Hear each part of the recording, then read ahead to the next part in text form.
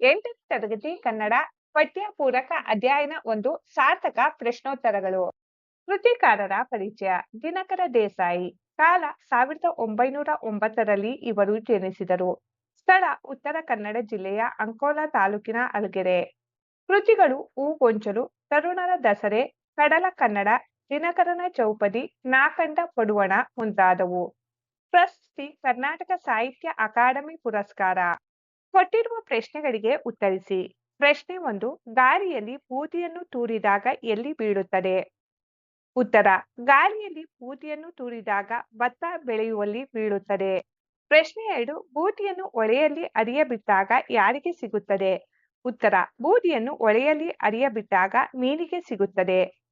ಪ್ರಶ್ನೆ 3. ದೇಹ ಏಕೆ ವ್ಯರ್ಥವಾಗಿದೆ? ಉತ್ತರ: ತನ್ನ ಸ್ವಾರ್ಥವನ್ನೆನೆದು ದೇಹ ವ್ಯರ್ಥವಾಗಿದೆ. ಪ್ರಶ್ನೆ 4. ಬೂದಿಯನ್ನು ಕೊಳದಲ್ಲಿ ಬಿಡುವುದರಿಂದ ಬದುಕು ಧನ್ಯವಾಗುವುದು ಹೇಗೆ? ವಿವರಿಸಿ. ಉತ್ತರ: ಬೂದಿಯನ್ನು ಕೊಳದಲ್ಲಿ ಬಿಡುವುದರಿಂದ ಆ ಬೂದಿಯು ಕೆಸರಿನೊಂದಿಗೆ ಕೂಡಿ ಗೊಬ್ಬರವಾಗುತ್ತದೆ.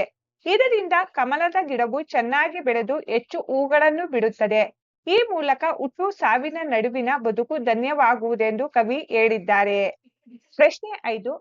ಸಾರ್ಥಕ ಪದ್ಯದ ಯಾವ ಅಂಶಗಳನ್ನು ನೀವು ಮೆಚ್ಚುವಿರಿ? ಉತ್ತರ: ಹುಟ್ಟು ಸಾವಿನ ನಡುವಿನ ಜೀವನದಲ್ಲಿ ನಾವು ಸ್ವಾರ್ಥ ಪರರಾಗಿರದೆ ಇತರರಿಗೆ ಸಹಾಯ ಮಾಡುವ ಗುಣಗಳನ್ನು ಬೆಳೆಸಿಕೊಳ್ಳಬೇಕು. ಎಲ್ಲ ಹಿತವನ್ನು ಬಯಸುವ ಹಾಗೂ ಪರರ ಹಿತಕ್ಕಾಗಿ ಶರೀರವನ್ನು ಮುಡುಪಾಗಿಡುವ ಈ ಉದಾತ್ತ ಅಂಶಗಳನ್ನು ನಾನು ಮೆಚ್ಚುತ್ತೇನೆ.